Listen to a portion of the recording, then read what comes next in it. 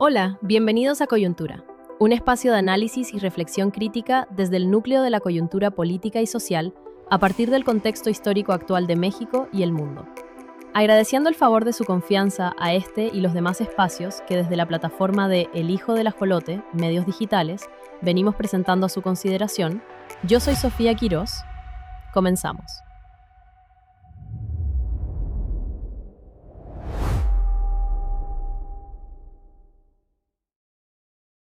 Hoy, lunes 2 de marzo, les presentamos el análisis de lo que consideramos más relevante sobre la información que se generó la semana pasada. Primero, con lo que ya adelantábamos en el cierre de nuestra emisión anterior, el operativo del Estado mexicano que resultó en el abatimiento de Nemesio Rubén Oseguera Cervantes, conocido comúnmente como El Mencho, líder del cártel Jalisco Nueva Generación, y sus implicaciones presentes y futuras, tanto políticas como de seguridad. Luego, el adelanto en la mañanera de la tan controversial reforma electoral que ya envió al Congreso la presidenta Claudia Sheinbaum y que vislumbra, de entrada, una costosa ruptura de la coalición legislativa de la 4T, al menos en esta reforma.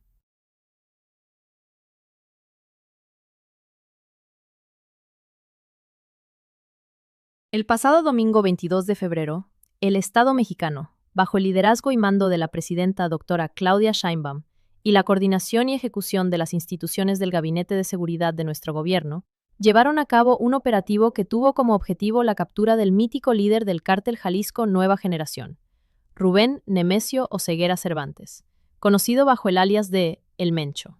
Criminal considerado como la cabeza de la organización delictiva más poderosa no solo de México, ya que sus operaciones ya impactaban en varios continentes, lo que configuraron a esa organización delincuencial bajo una lógica corporativa global del crimen en diversas facetas.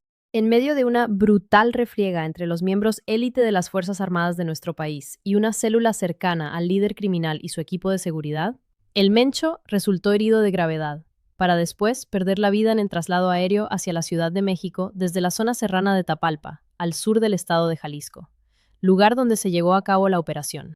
El pasado 28 de febrero, la Fiscalía General de la República entregó el cuerpo de Oseguera Cervantes a sus familiares en el Centro Federal Pericial Forense, luego de confirmar su identidad mediante exhaustivas pruebas genéticas, lo que terminó por despejar las torpes y vulgares teorías que apuntaban a suponer una simulación de los hechos y que sugerían que el personaje abatido no era el Mencho, sino un acuerdo entre el criminal y las autoridades.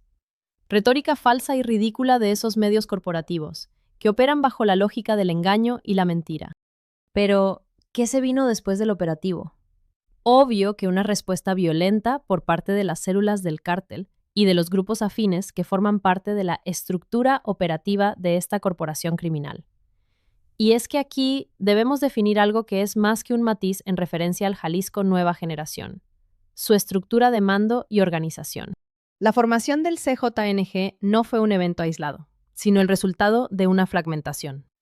Originalmente, el grupo formaba parte del Cártel del Milenio, una organización aliada al Cártel de Sinaloa que operaba en Michoacán y Jalisco. Tras la muerte de Ignacio Nacho Coronel, operador de Sinaloa en Jalisco, y la captura del líder del Cártel del Milenio, el grupo se dividió en dos facciones, la Resistencia y los Torcidos. Nemesio Oseguera Cervantes, alias El Mencho, lideró a los Torcidos y eliminó a sus rivales, fundando oficialmente el Cártel Jalisco Nueva Generación, con un enfoque mucho más violento y expansionista. La organización criminal que lideraba Oseguera Cervantes opera bajo un modelo híbrido, lo que les permite ser resilientes ante las bajas de sus líderes. El liderazgo central, la cúpula que encabezaba el Mencho, aunque lo reconocía como el líder indiscutible, se apoyaba en un círculo familiar cercano, conocido como los Queenies, el clan González Valencia, quienes se encargaban del brazo financiero y el lavado de dinero. Después siguen las llamadas células semiautónomas, lo que define al cártel no como una sola unidad rígida, más bien funciona como una franquicia, por lo que existen jefes de plaza que tienen libertad operativa para manejar sus territorios, siempre que cumplan con las cuotas y lealtad al mando central. Por último, en esta cadena de mando se ubican los brazos armados especializados, grupos de élite con entrenamiento de tipo militar, encargados de las guerras de expansión y la protección de los altos mandos. Ya definida la cadena de mando, ¿cómo opera la estructura de organización? ¿Eso que hizo a este grupo criminal alcanzar el calificativo de corporación delictiva? Lo que diferencia al CJNG de otros grupos es su enfoque en tres áreas clave. 1. Disciplina militar. Reclutan a exmilitares y expolicías, locales y extranjeros, para entrenar a sus sicarios, lo que se refleja en su uso de tácticas de guerrilla y armamento pesado. 2. Control logístico. Se enfocan en puntos estratégicos de entrada, como los puertos de Manzanillo y Lázaro Cárdenas, para controlar la importación de precursores químicos de Asia. Y 3. Expansión horizontal. A diferencia de otros cárteles que se quedan en su región, el CJNG busca presencia en casi todos los estados de México y en los 5 continentes simultáneamente.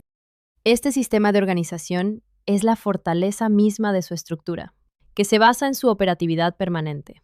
Si cae un jefe de plaza, la estructura general no colapsa, permitiendo que otro ocupe su lugar rápidamente.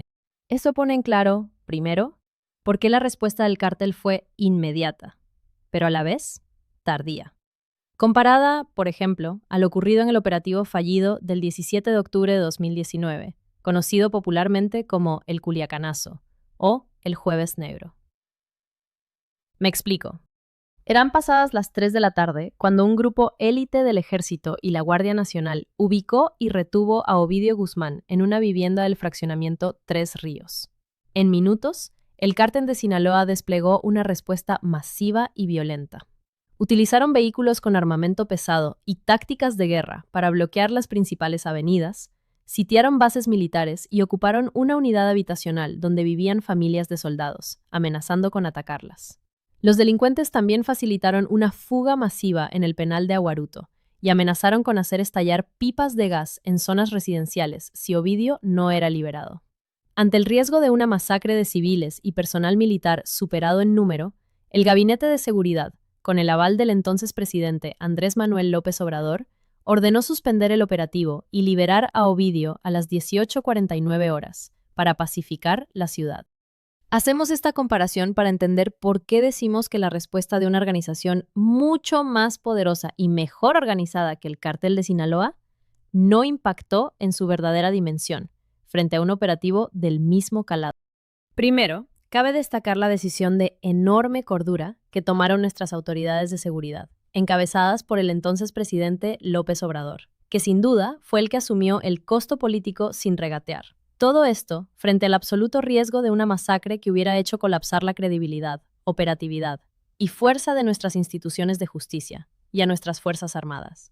López Obrador tomó, sin lugar a dudas, la mejor decisión, y no la más fácil, frente a este riesgo mayúsculo. Después de realizar una evaluación crítica para definir qué es lo que había provocado el fracaso en la ejecución, se asumieron fallas operativas graves, sobre todo en la coordinación dentro de los propios mandos de nuestras Fuerzas Armadas y quienes ejecutaron el operativo, y una posible fuga de información. Y eso precisamente explicaría la poderosa y peligrosa respuesta del Cártel de Sinaloa. Si bien es cierto, no se podría afirmar que se les dio el pitazo, como se le conoce vulgarmente al aviso exacto del operativo, sí se puede inferir que las células armadas de la organización criminal ya estaban en alerta ante una posible acción del Estado mexicano contra su organización. Y aquí está lo que nos permite explicar el porqué de nuestro matiz de tardía en la respuesta del Jalisco Nueva Generación ante el operativo del domingo pasado.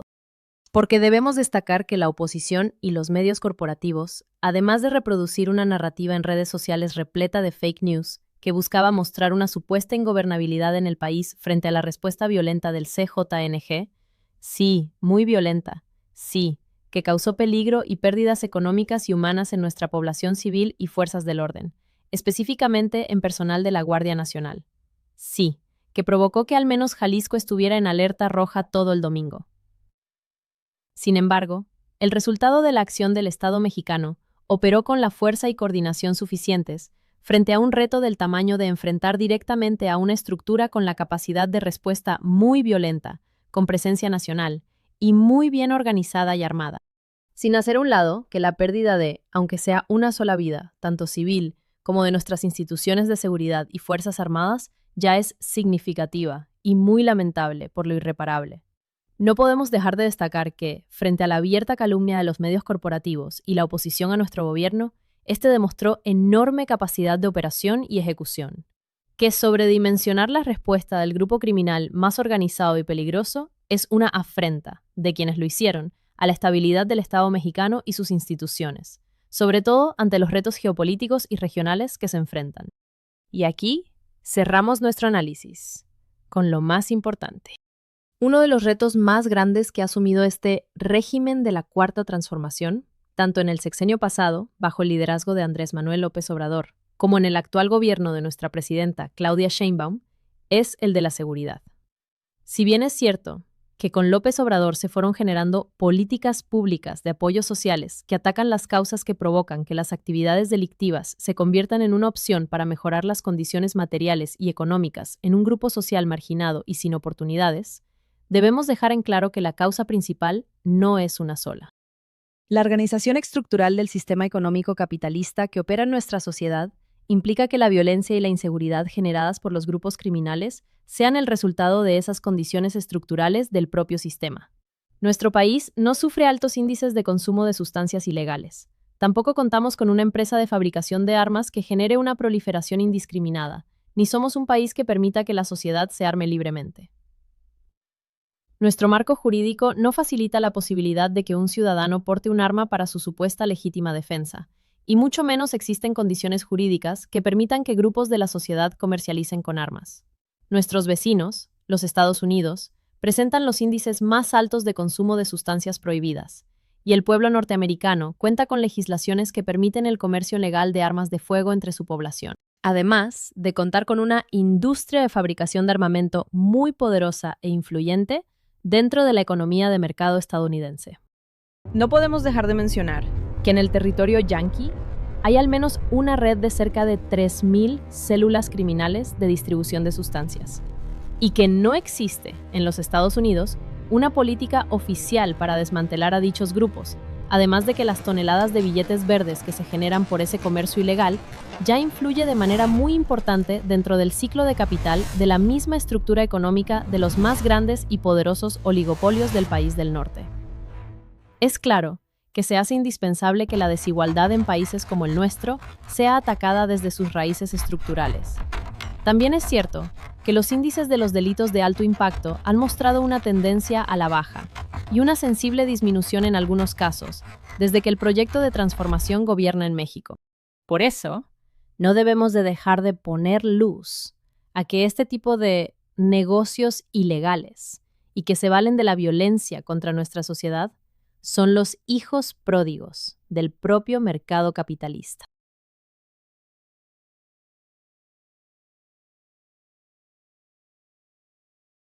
La presidenta Claudia Sheinbaum presentó su iniciativa de reforma electoral el pasado miércoles 25 de febrero, durante la Mañanera del Pueblo en Palacio Nacional. Resaltando los 10 puntos centrales del documento, que se envió hoy, lunes 2 de marzo al Congreso, y que se resume en el objetivo de reducir costos y reformar la manera como se eligen a los diputados de representación proporcional. Primero, desglosemos esos 10 puntos. 1. Nueva integración del Congreso de la Unión. La Cámara de Diputados mantendrá a sus 500 integrantes, pero todos serán elegidos por votación directa, eliminando las listas plurinominales tradicionales. En el caso del Senado, se reduce de 128 a 96 escaños, eliminando por completo la representación proporcional y dejando solo senadurías de mayoría relativa y primera minoría. 2. Reducción del gasto electoral. Se propone una reducción del 25% en el costo de las elecciones, cifra aplicada a los presupuestos del INE, partidos políticos y tribunales electorales. Esto incluye la disminución de sueldos y bonos, para que ningún funcionario gane más que la presidenta, la eliminación de duplicidad de funciones y la reducción del número de regidurías en los municipios. 3. Mayor fiscalización de recursos. El INE tendrá acceso oportuno a las operaciones financieras de partidos y candidatos. Se prohibirán las aportaciones en efectivo y se obligará a que todos los recursos se manejen dentro del sistema financiero, facilitando el uso de tecnologías de rastreo. 4. Facilitar el voto en el extranjero. Se busca simplificar el proceso de votación para los mexicanos residentes en el exterior, facilitando su registro y la elección de la Diputación Migrante. 5. Disminución de tiempos en radio y televisión. Los espacios oficiales para la difusión de mensajes electorales se reducirán. de 48 a 35 minutos diarios por cada emisora durante los periodos de campaña. 6. Regulación de la inteligencia artificial. Se propone establecer reglas para el uso de la IA en las contiendas y la prohibición estricta de bots o mecanismos artificiales en redes sociales destinados a distorsionar la competencia electoral. 7. Eliminación del PREP y cambios en los cómputos distritales. Desaparece el programa de resultados electorales preliminares para evitar costos intermedios. En su lugar, los cómputos distritales oficiales iniciarán directamente al término de la jornada electoral el domingo por la noche. 8. Fortalecimiento de la democracia participativa. Se ampliarán y facilitarán mecanismos como el referéndum, plebiscito, consulta popular y revocación de mandato a nivel estatal y municipal. Además, se permitirá el uso del voto electrónico exclusivamente para estos ejercicios de democracia directa. 9. No al nepotismo. La reforma refuerza la prohibición de que los cargos de elección popular sean heredados a familiares directos, tales como cónyuges, hijos o hermanos. Y 10. No reelección consecutiva. Se prohíbe la reelección inmediata para todos los cargos de elección popular en el país, a partir del año 2030. Es claro que algunos puntos ya han despertado controversia en la opinión pública y, sobre todo, en los partidos aliados de Morena y de la Cuarta Transformación. Por lo que la presidenta destacó que esta reforma responde a una demanda popular para reducir el costo de la política y asegurar que los legisladores busquen el voto en el territorio. Para después dejar bien claro que el pueblo de México puede estar seguro que la presidenta ya cumplió con esa promesa de campaña. La presidenta ya cumplió, remarcó. Pero me quiero centrar en lo más controversial de esta reforma. Y no solo lo más controversial de esta reforma, sino lo más controversial desde el primer planteamiento de reforma electoral, en el sexenio del presidente Andrés Manuel López Obrador. Los malqueridos pluris. Para lo cual, quiero recordar cuáles pueden ser los verdaderos orígenes del desprestigio popular de los pluris. Aunque yo diría que más que solo el desprestigio a los pluris, es el desprestigio de la política toda. Recordemos. En la reforma política de 2009, el entonces presidente de la República, Felipe Calderón, que en realidad ocupaba dicho cargo sin legitimidad, por decirlo menos, propuso la reducción de diputados y senadores, destacando la eliminación de los 32 escaños plurinominales del Senado, reduciendo el número de estos a 96 en total, propuesta idéntica a la de nuestra actual presidenta. Por lo que hace a la Cámara de Diputados, Calderón propuso una reducción de 500 a 400 legisladores, 240 electos por el principio de mayoría relativa y 160 por el de representación proporcional, argumentando que así se podría superar la parálisis legislativa y generar ahorros presupuestales. Una demanda ciudadana que va en el sentido de quitar a la política el sello de suntuosidad, despilfarro y corrupción. Calderón argumentó también que dicha reforma buscaba garantizar una mayor representatividad social y sugirió aumentar al 4% la votación mínima para conservar el registro. Con esta referencia, toquemos un punto de análisis muy, pero muy interesante: la agenda despolitizadora del periodo neoliberal. Esta agenda despolitizadora, que en México se ubica por periodistas y académicos entre el periodo que va de 1982 a 2018, se refiere a un conjunto de estrategias políticas y económicas diseñadas para trasladar la toma de decisiones importantes del ámbito de la política pública, donde influye el voto ciudadano, al ámbito de la técnica y el mercado. En términos llanos, se buscaba que las decisiones del país fueran tomadas por expertos tecnócratas, bajo criterios de eficiencia económica, y el argumento de que la política era sucia, ineficiente, corrupta y populista. Pero profundicemos aún más en el contexto histórico. Desde la presidencia de Miguel de la Madrid, los perfiles que ocupaban las secretarías clave, especialmente Hacienda y el Banco de México, dejaron de ser operadores políticos con base social, para ser economistas, egresados de universidades extranjeras, como Yale, Harvard o el MIT. La idea era que la economía debía manejarse con leyes naturales y no bajo presiones sociales o demandas populares. Una herramienta clave de la despolitización fue la creación de organismos que no dependieran del Ejecutivo, como el impulso a la autonomía del Banco de México, el INE, la COFESE o el INAI. Tampoco habría que olvidar a un personaje oscuro, muy oscuro, y que impactó en la estructura más elevada del PRI de esos tiempos, que llegó a ocupar el cargo de jefe de la oficina de la Presidencia de la República durante el gobierno de Carlos Salinas de Gortari. y que es señalado, en algunos trabajos periodísticos, como el operador responsable de impulsar la agenda neoliberal en nuestro país. Su nombre, Joseph Marie Córdoba Montoya. A pesar de no ser el titular de una Secretaría de Estado, a Córdoba Montoya se le consideraba la figura más poderosa del gabinete, ganando los alias de el asesor incómodo o la mente maestra detrás del sexenio. Sus funciones incluyeron el control de la agenda presidencial. Córdoba tenía la facultad de determinar quién podía reunirse con el presidente y quién no, ejerciendo un control estricto sobre el acceso a Salinas de Gortari. Fue también el arquitecto económico, un pilar fundamental en la implementación del modelo neoliberal en México y en el diseño de políticas económicas clave. Como operador político, tuvo una participación decisiva en temas de alta política, incluyendo la estrategia para la sucesión de 1994. Se le señala como el promotor de la ruptura política entre Salinas y Manuel Camacho Solís, así como el responsable del empoderamiento silencioso de Ernesto Zedillo. La salida del académico de origen francés se dio tras el asesinato de Luis Donaldo Colosio en marzo de 1994. Córdoba Montoya dejó su cargo para desempeñarse como representante de México ante el Banco Interamericano de Desarrollo, en Washington. Perdón, pero sin caer en el sospechosismo, yo no creo en las casualidades. Lo cierto es que este oscuro personaje impulsó y planeó la ejecución de los pilares del neoliberalismo en México. Recordemos ahora otros dos de esos pilares. El mercado como regulador social. Bajo esta agenda, se planteó que el Estado no debía intervenir en la justicia social, sino que el mercado se encargaría de distribuir los recursos, por lo que se privatizaron empresas estatales, como Telmex y Ferrocarriles Mexicanos, bajo la premisa de que la administración privada es técnicamente superior a la pública. Al privatizar la solución de problemas, se despolitiza el conflicto. Si no tienes acceso a un servicio, es un problema de mercado, no una falta de responsabilidad del Estado. Ciudadanía como consumidor. La participación ciudadana se redujo, en gran medida, al acto de votar cada 6 años y a ejercer sus derechos como consumidor. Se desincentiva la movilización social masiva y se promueve la idea de que la estabilidad económica era más importante que la democracia participativa o la soberanía nacional. Todo esto bajo la lógica despolitizadora de todo el sistema político en México, que tenía como objetivo final la privatización de las dos empresas públicas de mayor valor en el mercado, Pemex y CFE. Quizás por eso, Felipe Calderón desapareció a luz y fuerza del centro.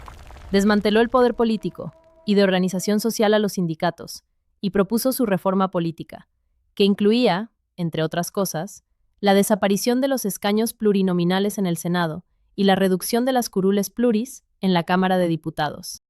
Con esto, no queremos afirmar que la doctora Claudia Sheinbaum o incluso el propio López Obrador impulsen una agenda de derecha, o al menos no intencionalmente. No, lo que estamos haciendo es dar contexto histórico a un tema que fue parte de una agenda que buscó el desprestigio del trabajo de los políticos y de la política misma, el desprestigio de lo público, que permitió la privatización de los bienes que correspondían al pueblo. A lo que estamos convocando es a la reflexión, de que quizás esa agenda de desprestigio sí terminó impactando muy fuerte en la ciudadanía, y que los pluris están pagando la resaca de ese desprestigio. Por lo que no dudamos que primero Andrés Manuel López Obrador y ahora Claudia Sheinbaum sí están honrando una demanda legítima del pueblo, que es el que no repara en que esa demanda fue impulsada por el orden neoliberal, con un objetivo muy bien definido. Lo cierto es que esta reforma provoca desacuerdos insalvables en puntos específicos entre Morena y sus aliados, el Partido del Trabajo y el Verde Ecologista. Desacuerdos que esperamos no lleven a la confrontación o a la ruptura. El proyecto de transformación requiere de que esa alianza no solo no se fracture, sino que se fortalezca. Se requiere de unidad. Eso es indispensable.